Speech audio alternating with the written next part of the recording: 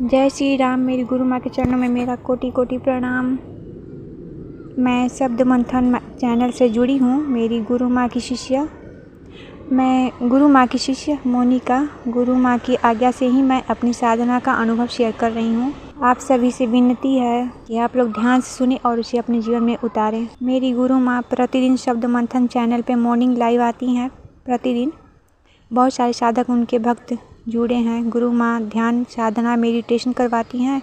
भक्तों को लाइव में वाइब्रेशन देती हैं, जिसे हम भक्त अपने आगे चक्र पे अपनी बॉडी में महसूस करते हैं। गुरु माँ से लाइव जुड़ने का कोई भी फ़ी नहीं होता। वो निस्वार्थ भाव से सभी भक्तों का भला करती हैं। सभी भक्तों को बराबर प्रेम से नहीं देती हैं।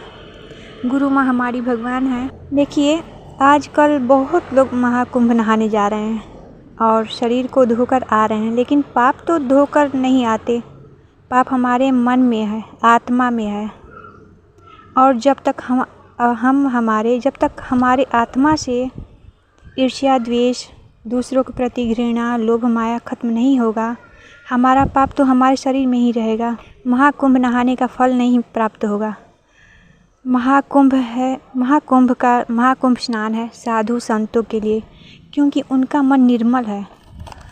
उनके मन में काम, क्रोध, मोह, माया की भावना नहीं है और वो हर समय आनंद में रहते हैं।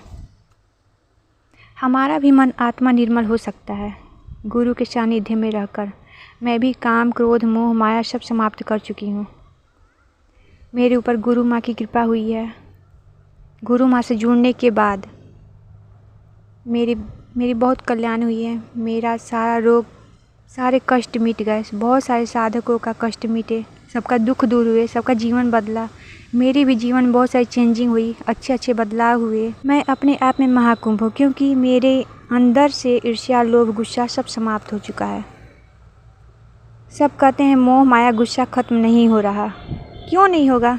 जब शरीर से हम अपने आत्मा को त्याग सकते हैं, तो काम क्रोध को क्यों नहीं त्याग सकते? काम क्रोध क्या चीज़ है? महाकुंभ हम नहाकर आ गए, फिर अपने समाज में क्रोध कर रहे हैं, ईर्ष्या कर रहे हैं, दूसरों के प्रति लोभ कर रहे हैं। क्या फ़ायदा कुंभ नहाने का? इसे ही तो ख़त्म करना है। नहीं जाना हमें महाकुंभ। हम संकल्प ले रहे हैं। हम संकल्प ले कि घर पे बैठे गुरु माँ के सत्संग सुने, गुरुमुख रहें, उनके बचनों की आज्ञा माने। कुछ दिनों में ही हम घर बैठे बिना कुंभ नहाए गुरु माँ के महाकुंभ में स्नान कर लेंगे। हमारा मन निर्मल, तन मन हो जाएगा, हमारा आत्मा निर्मल हो जाएगा, हम आनंदमय हो जाएंगे।